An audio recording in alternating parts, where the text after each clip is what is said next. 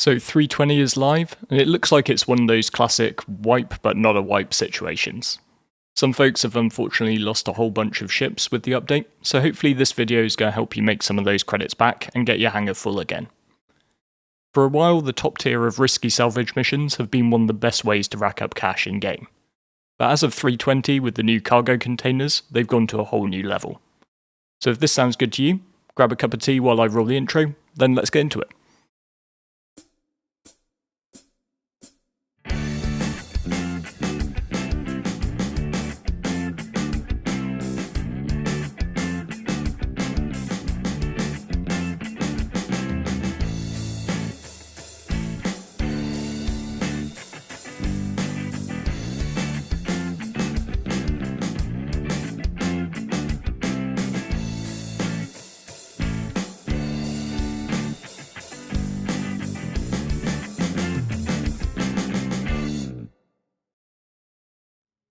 So if rebuilding your bank balance is your pure aim at the moment, then 30k risky salvage missions are where it's at.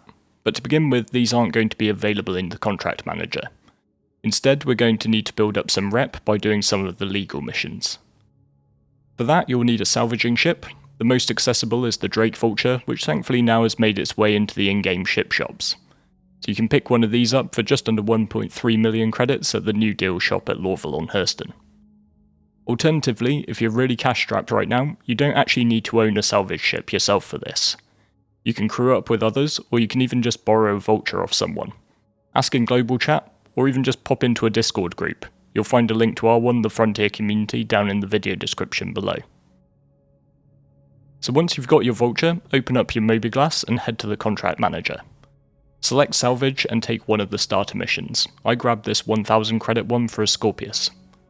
And this will give you a location to head to at one of the Lagrange points. Once you reach the target, open the salvage mode, default is M on the keyboard, and start stripping. Keep in mind that our objective here is to complete the mission and get the rep as quickly as possible. We're not really fussed about the yield of the salvage that we get, so we're focused on just getting the bar at the top to 0. With that in mind, I would definitely right click and exclusively use the abrade module, which is a lot quicker than the cinch. Also remember that even though there might be a bit more RMC available, if you're being a filthy min-maxer like me, then you don't have to hang around after the mission completes. Once it does, you'll probably have a few more options on the salvage tab. I grabbed this 20k mission for a Vanguard Warden and headed over to complete that one as well. With those cleared up, check your contract manager again, but this time head to the personal tab and take a look at the salvage missions there. Here you'll see a variety of missions, but what we're really looking for are risky salvage contracts for a larger ship, something like this Aegis Hammerhead. Take a look here and just make sure that the price is 30,000 credits. You're always going to see two of these, one's going to be spawning around Yella, while the other will be near one of Hurston's moons. So now that's unlocked, it's time to switch ships, because it might be a salvage mission, but for maximum earning potential we're only interested in the cargo. I'm going to get my Hercules C2 out and head over to Yella. Essentially, bigger equals better, so bring whatever you've got with the largest grid. We are going to be doing some experimenting this weekend using a hull C, but keep in mind that it won't be able to land anywhere to sell, so probably actually C2 or smaller is fair to say. Also make sure you bring a tractor beam with you, and since the sell location for a lot of the cargo could be a bit spicy, don't forget armour and a gun. Once you're in position at Yella or Hurston, head to the personal salvage section, and look for the mission that corresponds to your location, and pay the 30k for the details. This will give you a quantum marker to head to. Now technically these missions involve trespassing on a claim, so you're going to see a 30-minute timer start, but don't worry, we're not going to be here that long. Once you arrive at the QT mark, hold position for a second as the mission will update after a few seconds and give you a new marker for the actual ship. You'll be travelling through asteroids and debris, so be sure to ping by holding and releasing V as you go. This will help you avoid things when you're on the dark side of a moon, and gives you a chance of spotting any invisible asteroids that might be lurking. Pull up in a position that will align you well with the cargo hold of whatever your target ship is. Hammerheads like this are actually my least favourite out of the possible list, given the small cargo elevator on the bottom side, and the slightly awkward gun positioning, but hey ho. Once you're in position, make your way down and EVA across to the target ship. You can use your tractor beam to help smooth the EVA.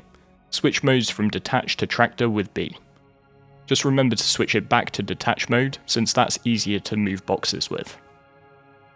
Open up the cargo bay and you'll find a number of boxes. Now this is where I'll probably offend some people's sensibilities, because I know some of you will want to just take everything, it's free loot, right? I'm going to only take the really valuable stuff. Conveniently, 320 has brought with it an awesome feature, where when you tractor beam a box, you'll get a readout of what's in it.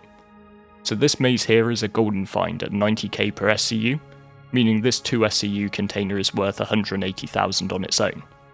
However, base metals like tungsten and copper are just going to weigh me down and fill up my cargo hold. I'm going to grab that maze and just move on. Once you get back to your pilot seat, open up your mobiGlas, go to Contract Manager, Accepted, and abandon the mission. Now when you go back to your personal salvage, you should see a new mission pop up. I'm going to grab this A2. I'm particularly loving that they've added Hercs in, since when you're flying a Hercules yourself, it's possible to get incredibly close. I just go in via the tail and I stick my nose into that little gap, getting to within about 60 meters from my target. Also, they have massive cargo holds, so max potential for a good haul. Again though, despite all of this cargo, I'm going to be picky. Slam will sell for around 16.5k per SCU, but this quartz isn't worth it as it's just a few hundred. Even though we've got this large 32 SCU container of it, we've got to think about the grid in our ship. That whole massive container is worth less than 1 SCU of slam. Moving the boxes around a bit can help ensure you don't miss a good box, so this ETAM will fetch 11k per SCU, and there was a 2 SCU container of it just hiding at the back.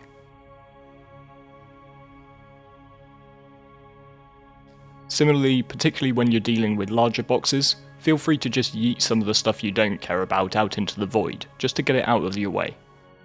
If you're intending to really fill your boots, then keep in mind it can help to pack your ship carefully from the start. Think about where boxes can fit to give yourself an easy life, ensuring that you use all of the available space and leave the loading area at the front as free as possible.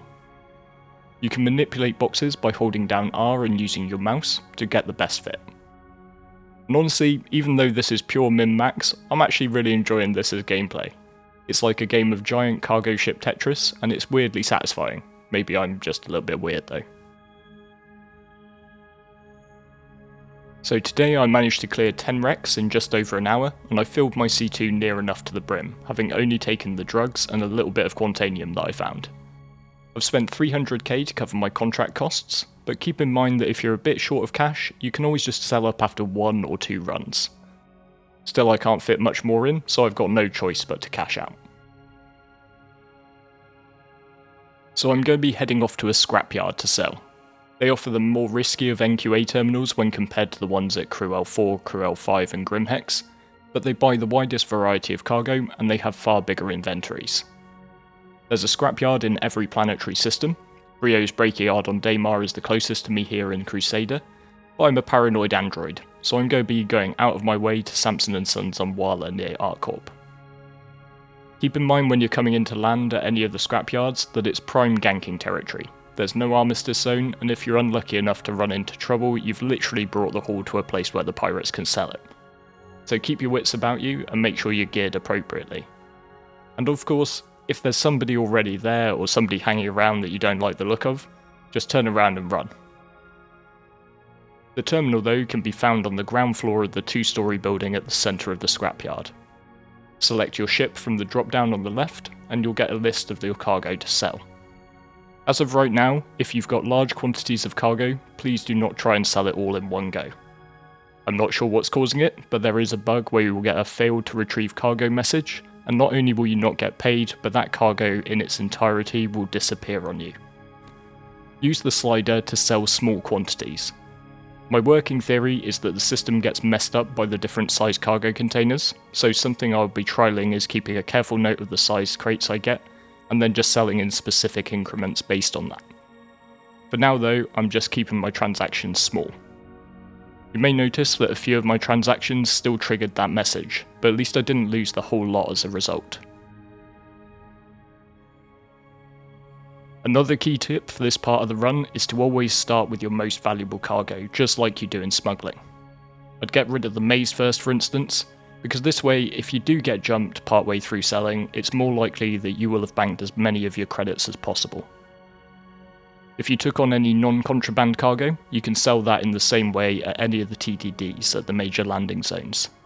I've got a few boxes of Quantanium, but to be honest, I'm probably just going to keep that in the trunk until I've got more to justify a hop down to a planet. Another reason I favour the contraband is just the ease of selling it all in one go for a full price at the NQA terminals. So when all was said and done, I came out with 10 million credits. And look, I am almost 100% certain that with that kind of return in mind, this is going to get nerfed. Probably at 320 spot 1, if not before. But with the wipe that wasn't a wipe having taken away a lot of progress from a lot of players, why not make hay, or in this case maze, while the sun shines? Unlike a lot of the previous money glitches, this does actually involve playing the game. Flying your ship, learning to EVA, and practicing your logistics skills, something that will probably come in quite handy with the proposed move away from automatically loading cargo, means that at least you're still being a bit active. You're not just standing around with a mule. If this did help you, then feel free to drop a little like and hit subscribe for more content. After the content drought, it looks like things are warming up a bit again with the new patch, and we've got CitizenCon just over the horizon, so stay tuned. But with all that said, I'd just like to say thank you very much for watching all the way to the end, and I look forward to seeing you next time.